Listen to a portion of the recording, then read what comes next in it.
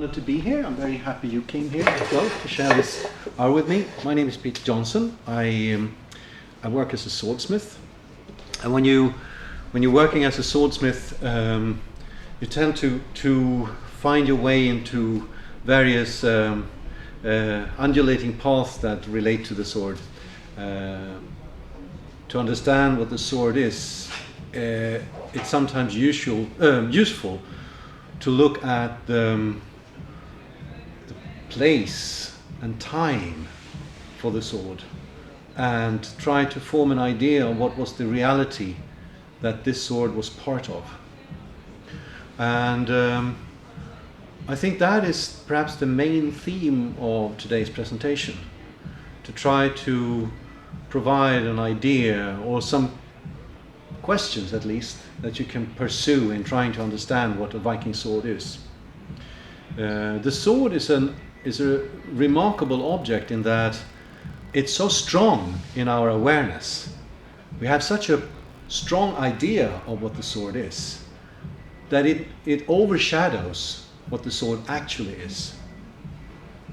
So when the sword in your mind tends to overlap the sword that's actually there and inform your understanding of that sword to the degree that what you actually are fed back has very little to do with the sword you see in front of you.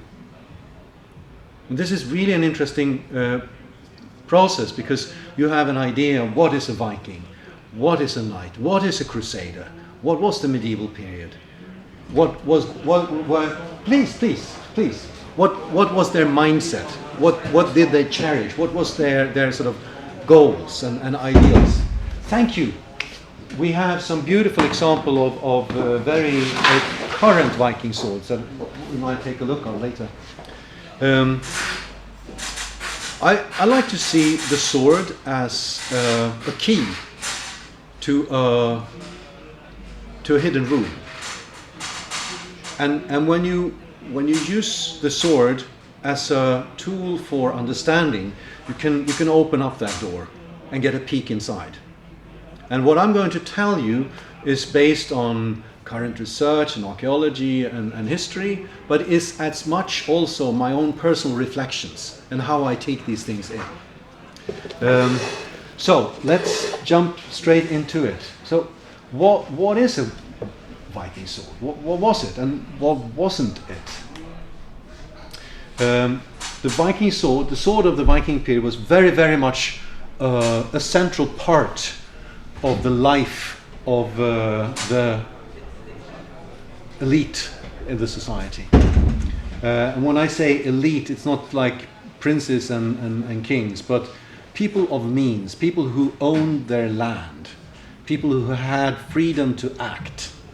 And remember that Scandinavia, even if we had kings, it wasn't a feudal society. So you had it was a large upper class, and of course there were also slaves. But it's not the case that you have a tiny minority who may have a sword. The sword was still a fairly common thing. It's not like the king may have one in the next kingdom. You see swords regularly, and violent lifestyle was not an unusual thing. Just read the Icelandic sagas and you see how feuds and everyday aggression takes very violent form. So in the sayings of Odin, the wise one, he has a collection of things to remember as you pass through life, a number of sayings, and one of them is this: never walk away from home ahead of your axe and sword. You can't feel a battle in your bones or foresee a fight. Never leave them. Never leave out of sight, out of touch with your weapons. So when we talk about the Vikings, we think about them as a people, but in reality, a Viking is a job description. So you are a Viking if you have a certain lifestyle.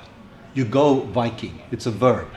And that's a mix of warfare, plunder, and sometimes trade. And you adjust to the situation.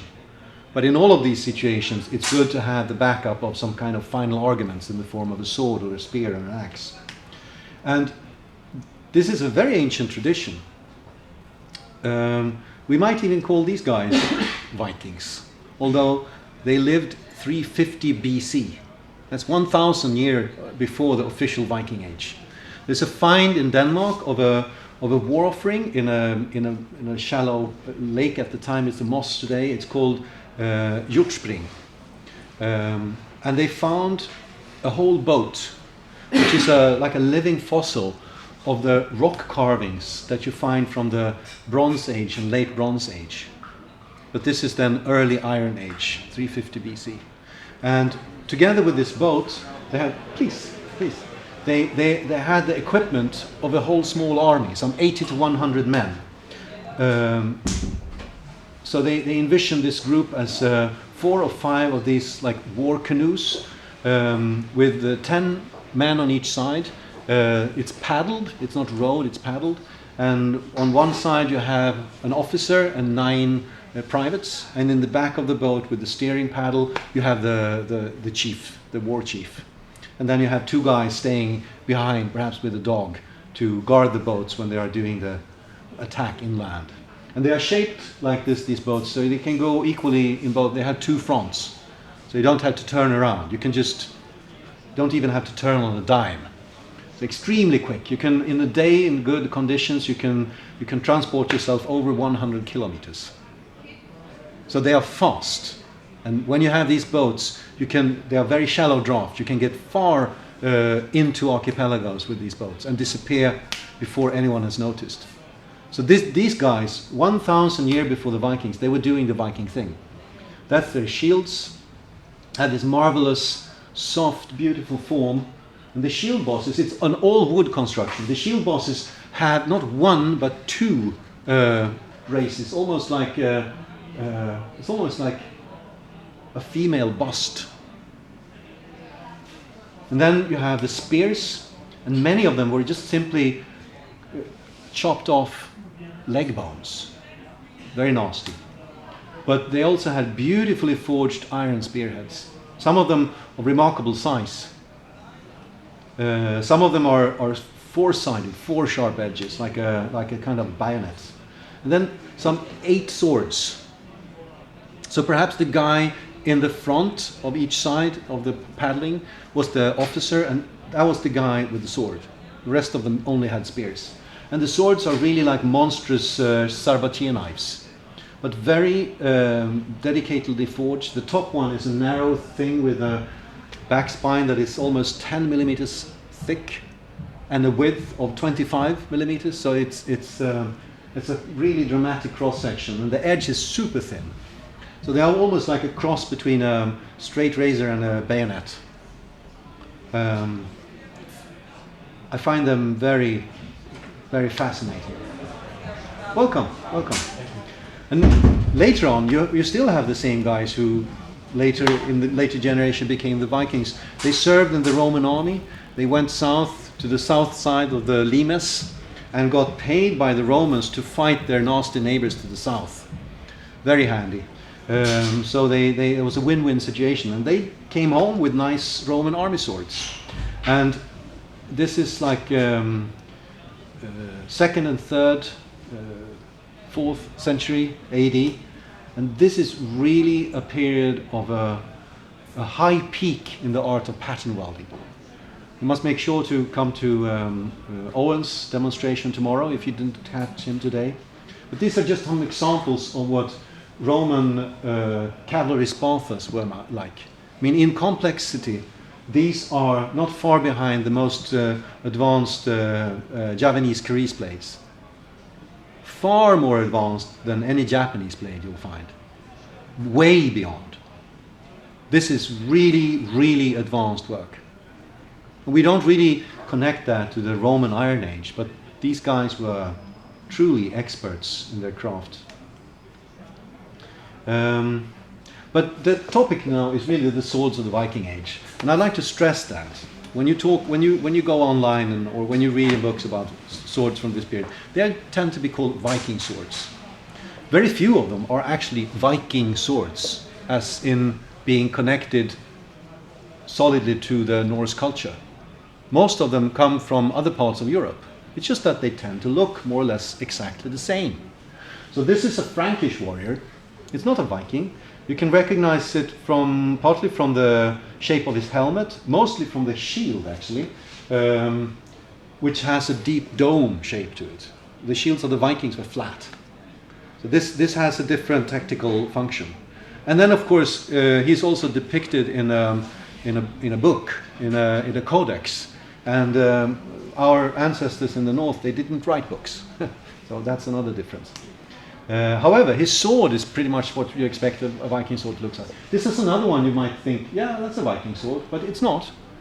This is an Anglo-Saxon sword. It's very, very Anglo-Saxon. A Viking may own one like that, but it wasn't made by a Viking and probably not for a Viking. But you do find them in Scandinavian material. But the very typical thing with them is that you have a peaked pommel, almost like a rude gesture with the middle finger there. And then you have the curved upper and lower guard. The nomenclature is that this is the pommel, that's the upper guard, that's the lower guard. These swords tend to be pattern welded also.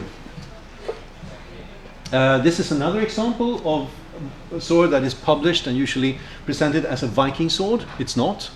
The blade has Latin inscription. It's from the 11th century, so it's probably from the very, very end or even after the official end of the Viking period, which is exactly 1066. Then they turn a leaf in their calendar and say, okay, no Viking age anymore. Or so we tend to think. No, this is a sword that combines Norse influences with Anglo-Saxon, possibly even North English or Scottish influences. So this is a very different thing. The blade is most probably forged continental Europe, French or German, and the hilt is made locally in northern England or Scotland. So it's absolutely not a Viking sword. This is another one that it's found in Sweden, but I do think it is of a type that has to do with the British Isles. That's a front image, and you can recognize these pommels, which are very typically Anglo-Saxon, and you recognize the outline of them. So I would be tempted to say that it's a type that belongs to the British Isles, that rather than a typically Norse sword. But it's found in Sweden, so it was used by a Viking, even if it wasn't made by one. This one is a famous sword in the National Museum of Dublin. It's also tended to be spoken about in the context of Vikings. But it's clearly an insular work. You see the knotwork is of the same kind as you see in the Book of Kells and other manuscripts of the time. The form of the pommel and the guard is not really reminiscent of anything you find in the Norse areas. So again, this is not a Viking sword. It would be truly appreciated by a Viking, I'm sure, but it wasn't made by or possibly even for a Viking. Rather perhaps an Irish prince or something like that. Another one that is published as an example of the typical Viking sword, while in fact it belongs to the Wallingford bridge type, which is a kind of sword that is a cross between the Danish culture, the Danelaw of England, and the local Anglo-Saxon culture. So it has influences both from Norse metalwork, but the basic form has this double curvature of the typical Anglo-Saxon hilt. And likewise, you have this one, which is an Ingelry blade. It's made in some Frankish smithy, and again, from the general shape of the hilt, you can see strong Anglo-Saxon influences on this one. It's a wonderful sword.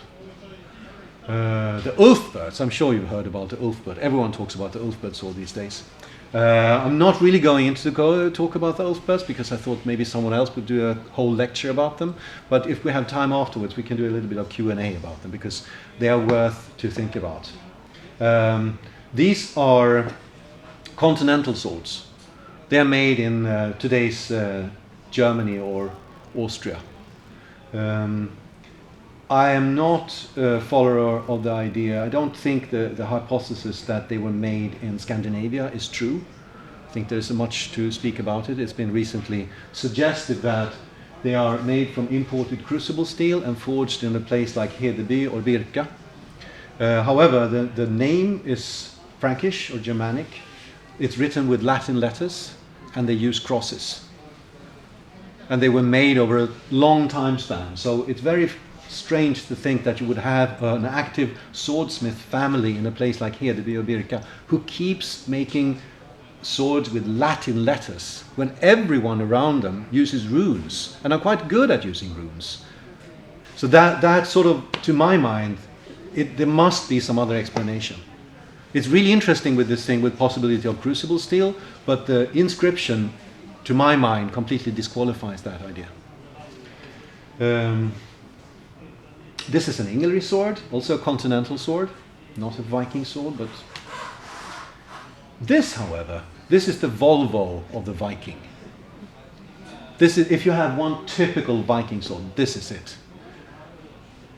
The majority of swords in the storeroom in Swedish museums from this time period, they look like this or something like that. The Type H sword. This is a favorite sword of the ancestors from my part of the world. This one was actually found just a stone's throw from where I live, in a place called Fullerö. And this one is remarkable in that parts of it has the preserved surface from fire scale. It was put on a fire burial. So just look at this. Just look at this. This sword is nearly as sharp today as it was when it was made. I can tell you that it's you can cut paper with this. Don't ask me how I know that, but it's a fact. It's really sharp. You know, if you start the cut, it will cut paper. You can see the striation of the folded steel in the edge. You can see the amount of etching done in the pattern welding. And you can see how neatly the pattern welded is isolated to the fuller. It's a really interesting pattern with half the twisted bar being solid material and half being layered. So you have this sort of almost checker pattern going down. It's a fantastic piece. It's like this little window into the Viking Age. You never get to see this. This is another typical Scandinavian, possibly even Swedish type. And if everything you have like a negative curve into the grip. These swords tend to have a very narrow grip. Another one, straight upper and lower guard. Typical decoration with silver and copper overlay in a knot pattern. I think the top here is a stylized house or some kind of construction. There is like a platform and something that looks like an interwoven roof of some kind.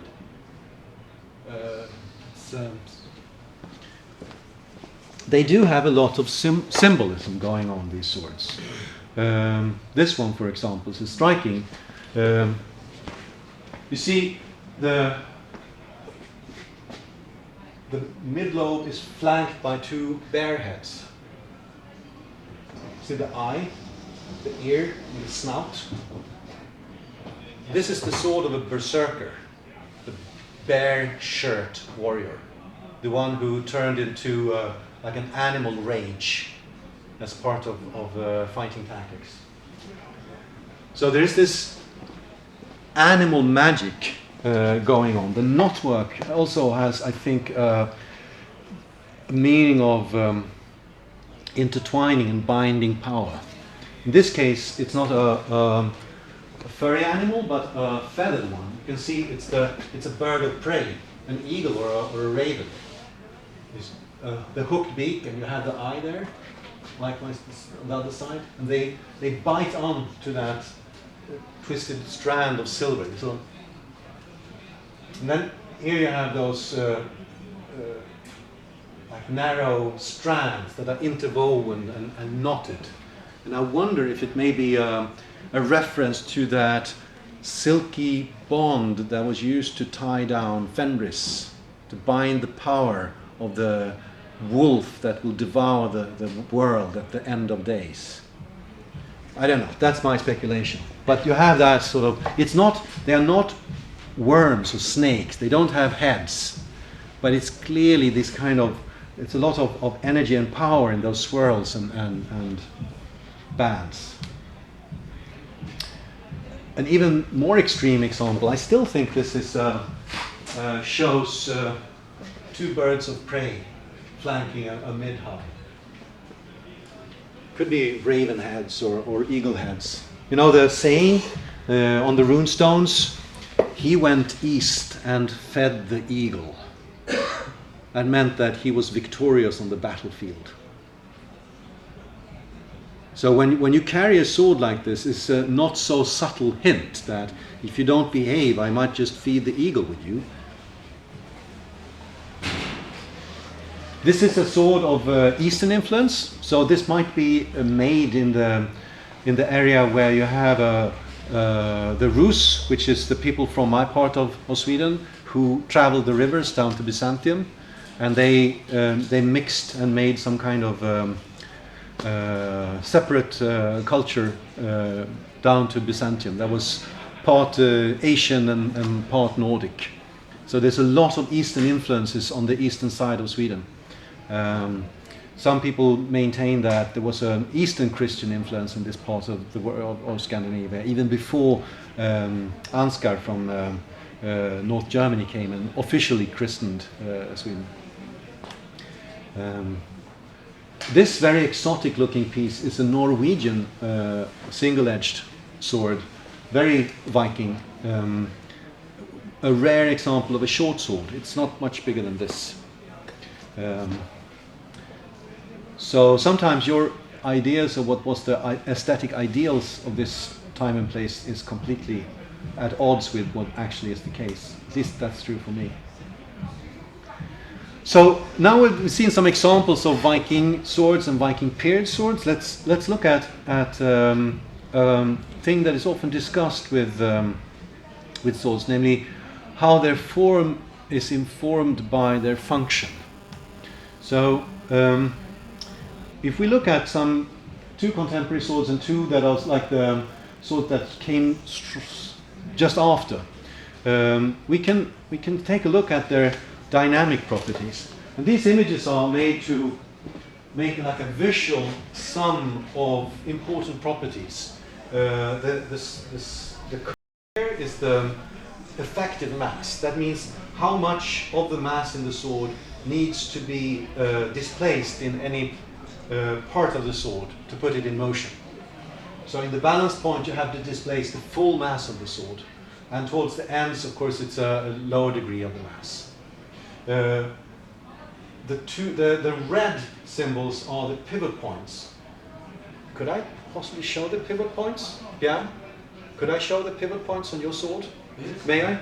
Because I'm really lucky that I have a sword today to show this. I'll try not to drop it. These are made by Jeff Helms and are truly works of art. Fantastic pieces. So I have something that is the forward pivot point. If I move the hilt sideways, we'll see how there's a position where the blade stands still when I'm grasping right behind the guard. If I grasp it behind with the pommel, that pivot point is a little bit closer to the hilt, but they're fairly close together like so. And then there is something called the node, which is there's a place where there's no vibration in the hilt. You see how between my fingers it doesn't vibrate. And you have another place that doesn't vibrate in the blade. Those are points of maximum stiffness of the sword.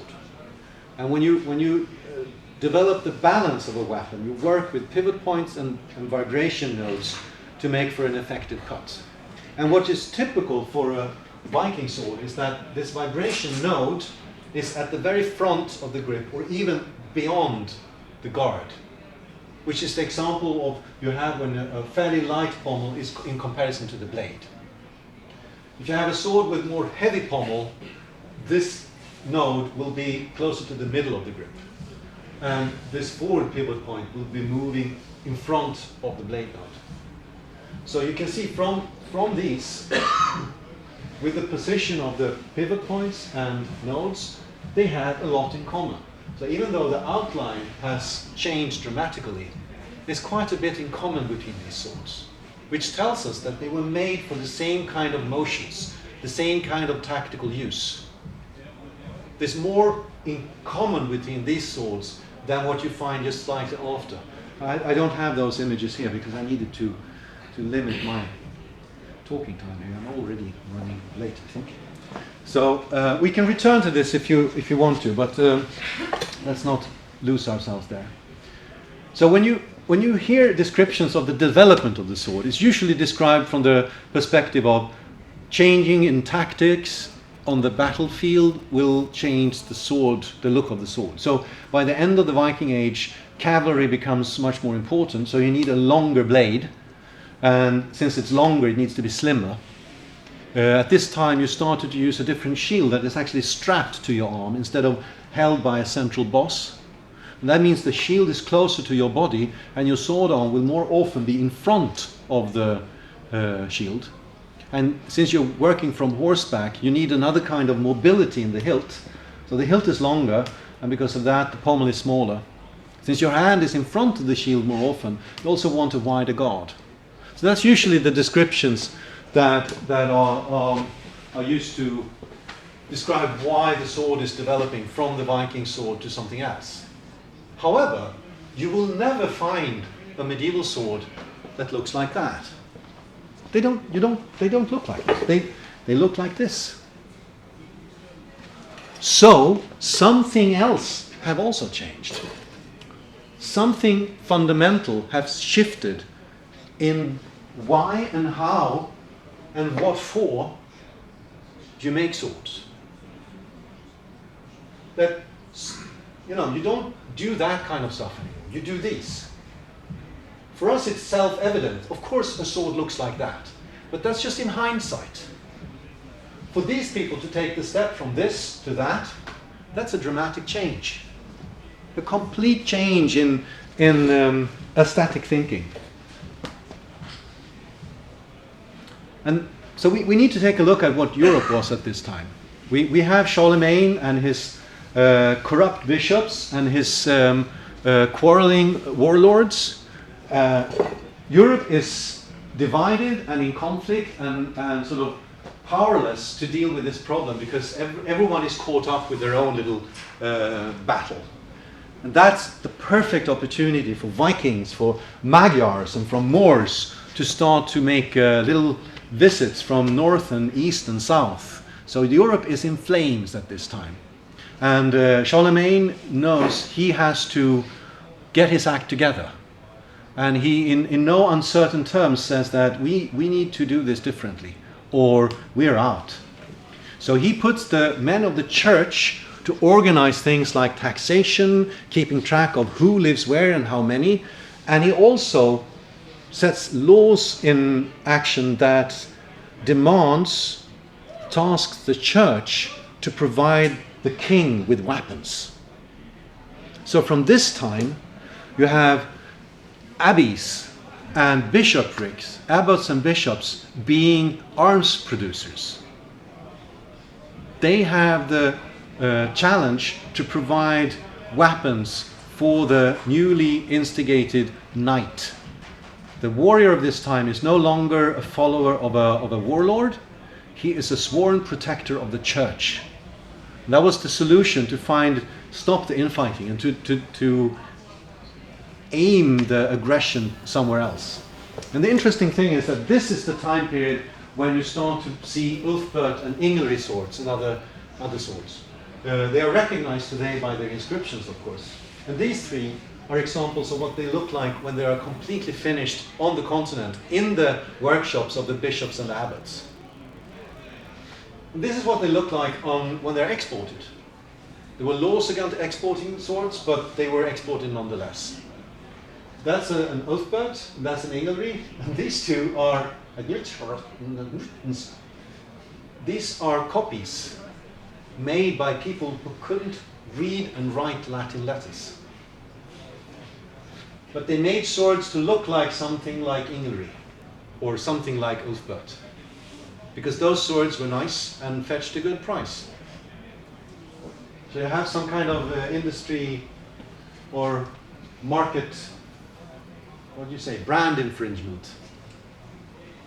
And you can also notice that there is a difference in hilting styles. You see the wider guard. These are actually, I mean, these are contemporary. It's quite interesting. They look like centuries apart, but they are contemporary.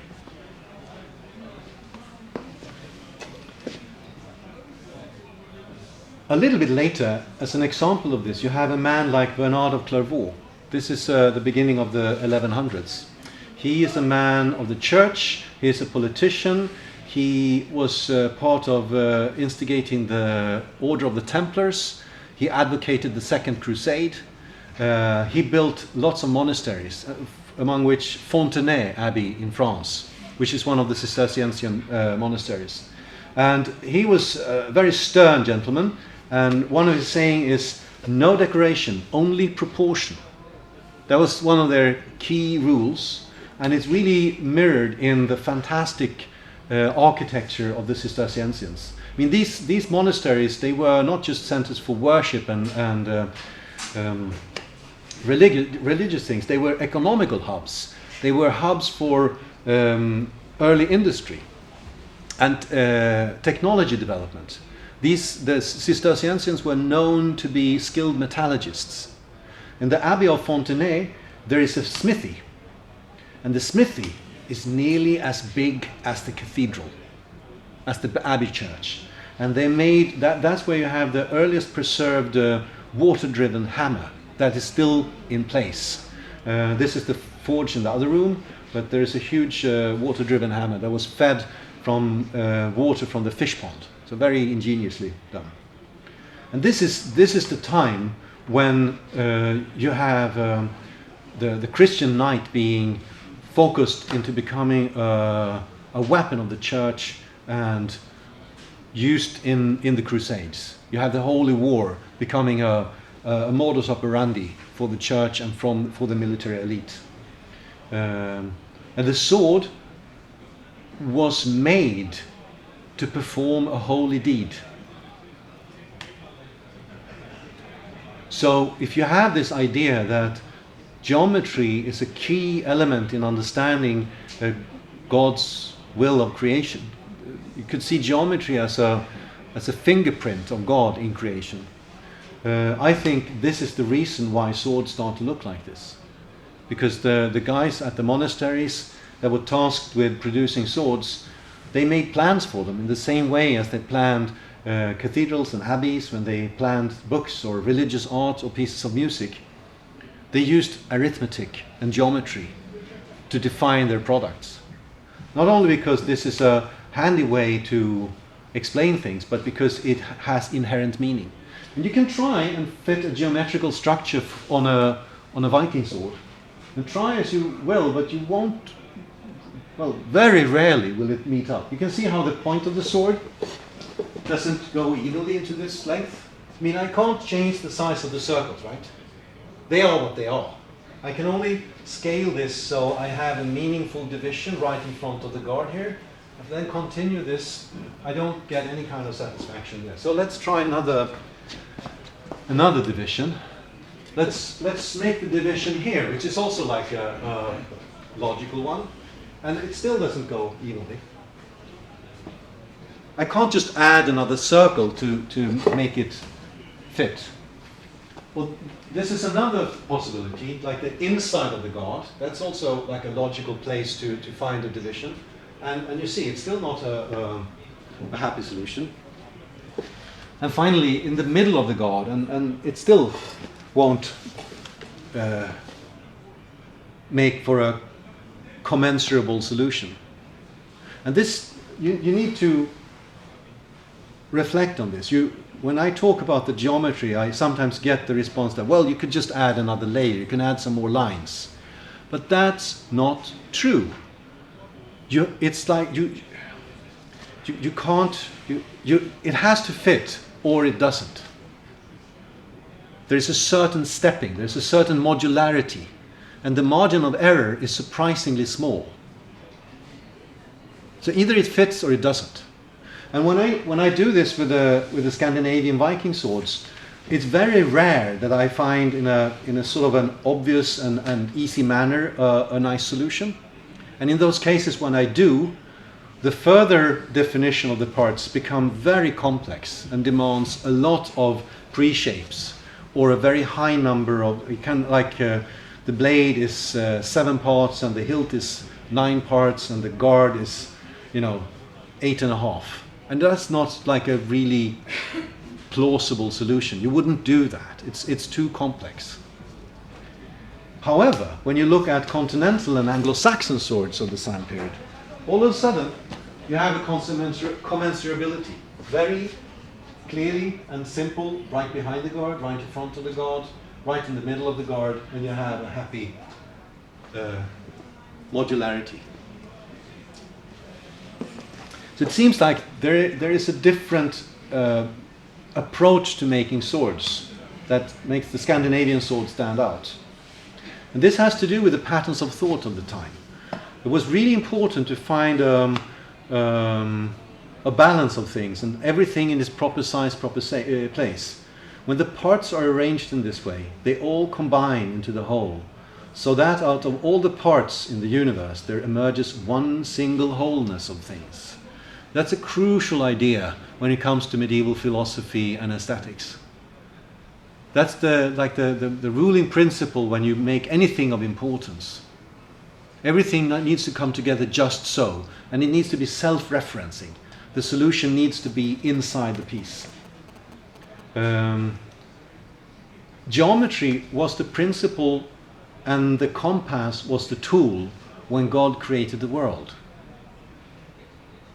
God uses geometry in his act of creation. The compass, not the hammer, not the saw, not the shovel, but the compass is the tool of creation. The cut of the compass divides water from land and light from darkness. And if you understand this principle, you can yourself as a designer or an artist or an architect use the same principles when you do things of importance. Numbers and geometric shapes, they carried meaning. Since the Holy Scriptures were written by people who were very versed in Judaic mysticism and Greek philosophy, you see it all through the Scriptures. So the Holy Trinity, number 3, is of course the equilateral triangle. The 4 evangelists, justice, equality, stability. It's referenced by the square or the number 4. 5 is the wounds of Christ, and those will be what saves you. So it's a sign of protection. And it's also a heritage from the Greek philosophers, an understanding of the number 5 as the quintessential. 6 are the working days, the labor days of creation. And because of that, it's a number for perfection. Since you construct the hexagon from 2 triangles, one pointing upwards and one pointing downwards, both being the same, you have the macrocosmos and microcosmos. As above, so below. As below, so above. 7 is the days of the first week, the work of days plus the work of rest, the day of rest, which means this is the completed first cycle. So that's why you have 7 sacraments and 7 virtues. It's the perfect, complete cycle. And 8, that symbolizes the first day after the first week. That's the new beginning. That's why a baptismal font is octagonal, because you give the child a new life. It's born again when it's baptized. When you make a chapel for martyrs, it's usually octagonal in floor plan, as to sort of infuse the idea of new beginning into the building. You can even think about these numbers as being some kind of software that is charging the object functionally. By making use of these numbers and shapes, you provide a deeper meaning to the object that sort of blesses it for a certain purpose. So you can imagine, this is the macrocosmos and microcosmos.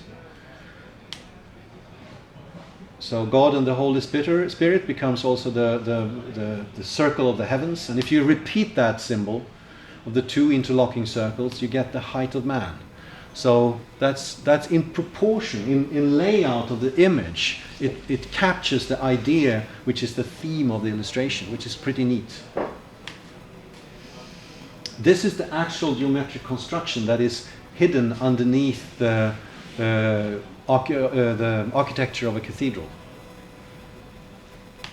And you can see how they have some favorite tricks they use time and time again. The inscribed octagon, or the 8-pointed star with a circle, is used almost like a modular unit.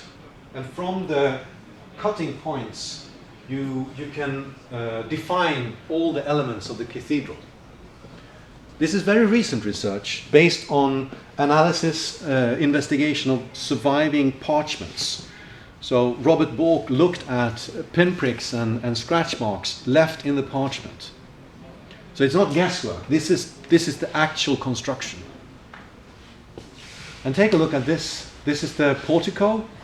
You have again the same game with 8-pointed stars and the circle, making for wall thicknesses and door openings, spaces between pillars. Very simple and very subtle. It's very skilled work. And take a look at these sword plans. You recognize the same shapes. You see the inscribed octagons, the 8-pointed star with the circle. Exactly the same strategies that you recognize from those cathedral plans can be used to define the proportions of the sword. So the two inscribed octagons, the space between the sides give you exactly the thickness of the guard. So not only is it placed when you lay it out like that, so you get it exactly in the middle of the first big circle, the height of the guard is also given by the two inscribed octagons. And this is more or less a schematic for making swords of this time period. They tend to be made like this very often. So it's not like every sword has its own geometry. It's rather than the case that swords are united in groups where you have some basic similarity in the geometry and then some variations to the theme. But they have very often these reoccurring strategies. 8-pointed star with a circle, inscribed octagon, whole number divisions like 3 and 5, and you already know what 3 and 5 stands for. 3 is a blessing, 5 is a protection. So if the base of the blade is a fifth of the basic circle, that's what protects you. If the guard is defined with the circle and the number 8, maybe it's under influence of God and will assure you resurrection as a martyr if you die in the Holy Land. Maybe this is a way to charge the sword with some kind of holy purpose. And the proportions are not only the same in principle, but also in layout aesthetics. It's quite striking when you compare them like this. This is not a proof of anything other than these things were current in the thinking of the time. So with this image, I'd like to show this is the death of the Viking, because the Viking period stopped when they found out that the smart way to do things is not to do the costly building of a war fleet and risking storms to go to England and demand silver. It's much better to be a Christian king and tax your population. That's much smarter. Less risk, less investment, and you also get a great trade deal because you do a European Union adjustment.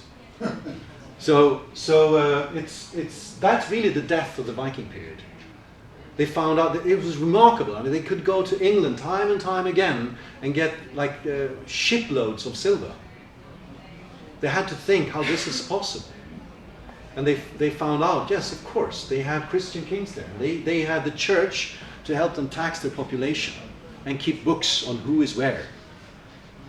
That's really smart. Let's do the same. So when you think about that image of the dynamic properties of the swords, you can see that functionally these swords are pretty much still the same thing. But aesthetically, it marks a new era. It's the end of the Norse warriors. They become knights, protectors of the church and followers of the king, rather than members of a war band. And I think that neatly bookends the Viking sword, which is sort of already starts in the early Iron Age and diffuses into what becomes the period of the Crusades. Because what the Crusaders were was like Vikings organized under the church rather than a heathen king. It's just in a different scale. So with that, I would like to thank you for your attention. And if you have any questions, I would be happy to try to answer them. Thank you so much. Thank you.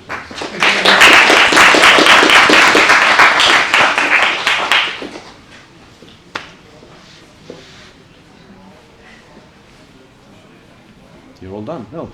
No. It is tempting to see a relationship in the construction pattern of a sword and the construction pattern of the architecture of a cathedral. Yeah. But the making of a sword, I don't necessarily believe that there's people laying out a piece of paper and drawing circles and compasses. Thank you. That's a very good question. That's really, really good. Because if you imagine the making of a sword, it was with the Cistercian or the abbots involved, it was already a semi-industrial production. And you have specialists. You have specialists making the blades, you have specialists making the hilts, and you have specialists mounting and polishing stuff. So when they have an order, they need to deliver 150 swords to the king by the end of the summer. They need to do this in a rational manner. And all the parts need to fit together just so. The thing is, the swordsmith, he doesn't have to have that plan. That can be on the table of the abbot. But then the guy who is the go-between, he takes a piece of string and he makes a knot there, and he makes a knot there, and a knot there. And then he makes a knot, 2 knots for the width of the blade. And with this little piece of string, he goes to the bladesmith saying, I need 150 of these blades for next month, please, or we'll raise your rent. So he better do that. And that's all he needs to know. Because he knows how to make a good sword. And he can make it to specification. He doesn't need to know geometry. But I think over time, this thinking filtered down so it became part of the trade. I mean, any craftsman, to be able to lay out a right angle, needs to know some basic geometry. You just need to know how to work with the compass to find the perfect square. And so it's not a foreign language. It may even be the case that the guy from the monastery and the craftsman, perhaps the only shared language they had was geometry. So it's not an alien concept. It's just that at this time and place, I think it was instigated and made use of to a whole different level. And you can there are some very interesting little traces of this. There's, for example, a line in a play from the early 17th century where they talk about a sword with a mathematical hilt. Sorry, swordsman? Sword with a mathematical hilt. Ah.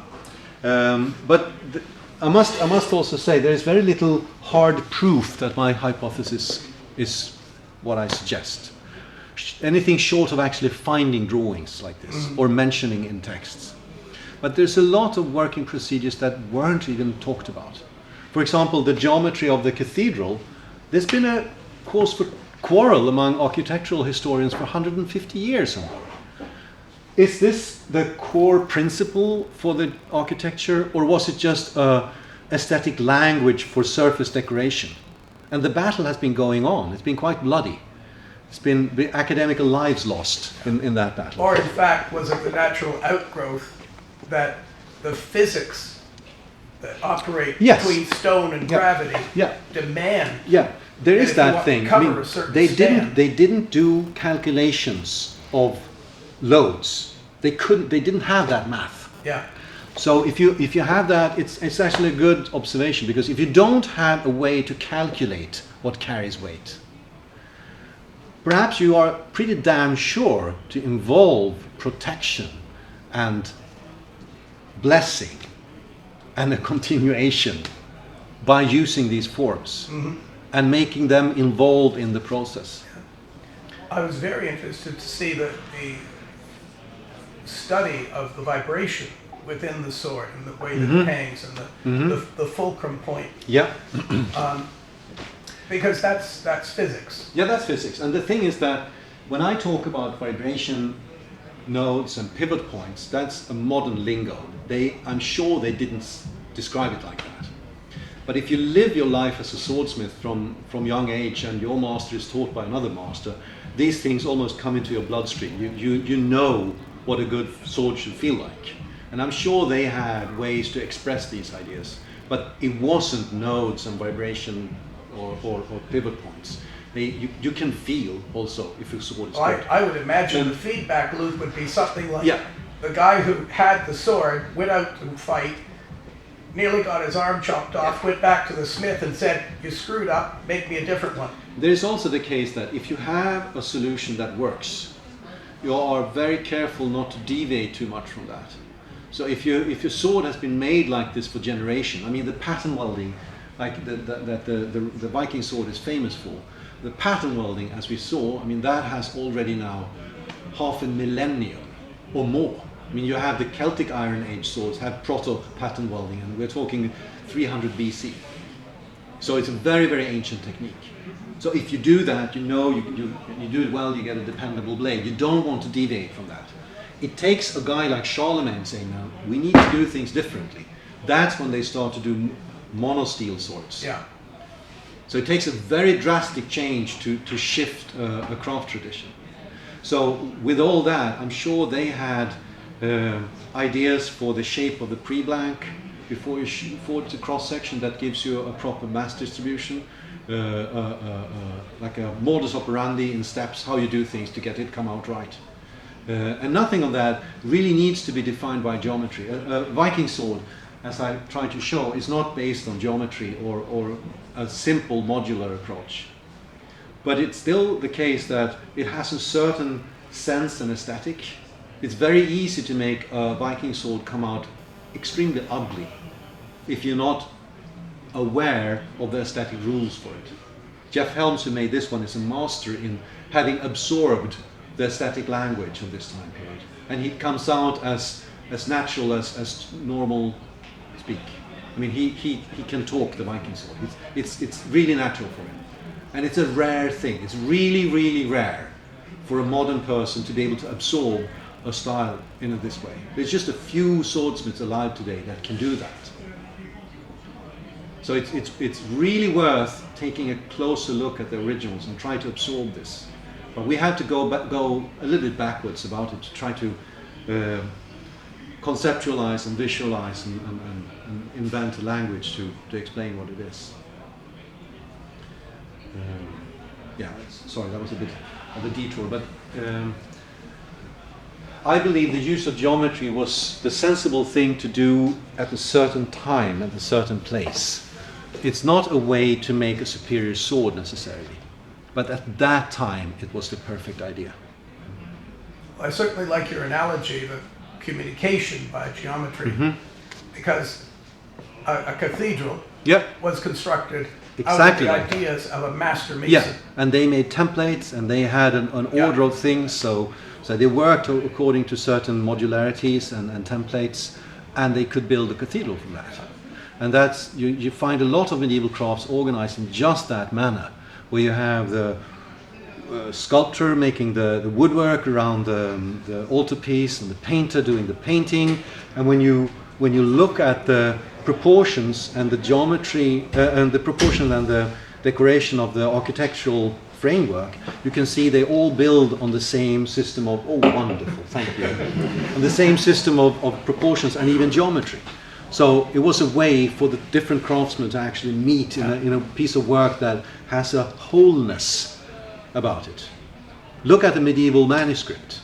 Even in the manuscript borders you have architectural work.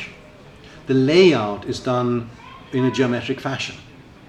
I came on this idea because I'm trained as a graphical designer, which is the medieval scribe in a modern guise. So I try to, okay, if I would go about planning a sword as a medieval engineer, I would use modules or geometry in some way. And when I found out that a sword, just by pure chance, a sketch I made actually described an existing sword exactly, I thought I came onto something, and I started to pull in that loose thread, and it's been an adventure so far. I think your theory is easier to understand. I think if you appreciate the accuracy with which smiths, when they're making swords, are striving to. So I'm absolutely sure when you make a sword, you're measuring down to the millimetre. Yes. And you draw it out beforehand. Yes. But I was wondering about people like, I mean, how accurate do you perceive a sword before you make it? Sometimes you. Yeah. Have you drawn up the dimensions before you make it? Sometimes. And it's quite easy to be precise, isn't it? I mean, look at iron grills or lockwork or I mean, architectural ironwork. It has to be precise. But then not everything has to be precise. Certain things need to be just so, and then you also have a margin of error, and it can be quite wonky in other places. And that's very typical for a lot of medieval crafts, and very typical for swords.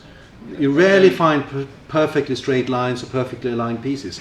But when you look at the proportions, they are surprisingly close to root 2, golden section, module divisions. And if you have some measuring tools that gives you ratios and modules, like the sector or the compass or the proportional divider, you can work very, very closely to dimension, even if you don't work according to measure, in that it's a fraction of an inch or a part of a millimeter. It's as precise as the points of your compass. And if you know how to correlate the parts of the sword to each other, if you have the blade width, and you know the guard is supposed to be 3 times the blade width, that's very straightforward. So you can indeed work very, very precisely even without a drawing. And we have it's well known that there was something called the ars memoriae, the art of memory, methods of memorization. And the method they used was to have an imaginary architecture or even a geometrical structure. And in areas or rooms, they placed noteworthy situations, like a monkey pouring honey over a certain chapter in the scriptures. And when you pass through that building in your mind, or through that field of geometry in your mind, you were reminded of, oh yes, next point is... Have you looked at perhaps any correlation between the swords that were made for the Order of Freemasons and the geometry? Well, the thing is, I stumbled on this idea when I sketched the sword for the Freemasons. But because I wanted to make a sword that was made like a cathedral. However, we need to remember that the Freemasons is a very modern thing. They like to trace back to medieval or even earlier times. But it was something that was invented in the 18th century. And their swords are swords of the 18th century, with the trappings of something else. So I've made swords for them and on this method, and they like it, but I don't think they will be the keepers of those secrets, really. But Just a thought. yeah, but that thought leads back to medieval stonemason work, or medieval blacksmith work, or the work of medieval painters or sculptors. And if we take a look at that and look how that is proportioned, we will get a clue for the mindset, the map in the mind. Because once you've memorized or start to use this method of design, you can design a sword as you sit on the train or wait for the bus. I'm going to make, that is a 1 to 8, and I'm going to use the first inscribed square for the guard. I'm going to make the blade a 1/5 of the basic circle. And the pommel is going to be the diagonal curve. Yes, it's done.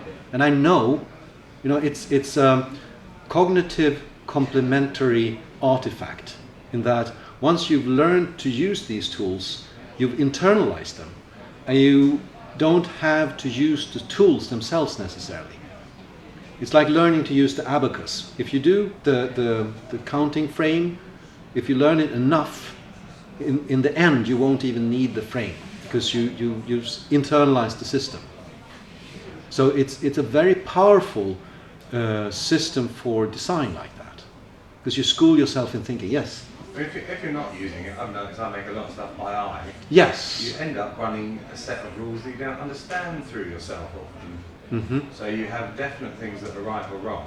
Yeah. Without doubt. Yeah. So it's quite possible that one's internal geometries that you're working with might be fixed or set in some way because they tend to be quite specific. Yeah, I think you're very, very right. And this is just a way to be aware of it, or to school yourself into becoming aware of it. Like, you can choose anything, but you might as well choose something that is a specific, like 3 to 13 or whatever, and work from that. And it's really very empowering. Mm-hmm. I don't think you're in any way, if you need to just say, I've had enough, please don't wait around. I'm happy to stay around and answer questions if you want to. This is a good way of not making a Viking sword. Yes. Basically, you want to draw exactly. out some geometry. Yes, if you want to make a Viking sword, don't use geometry. Don't ever use geometry. That's trying to, explain to some, that's the wrong language. Absolutely. There's a time and place for it. Absolutely. Thank you so much.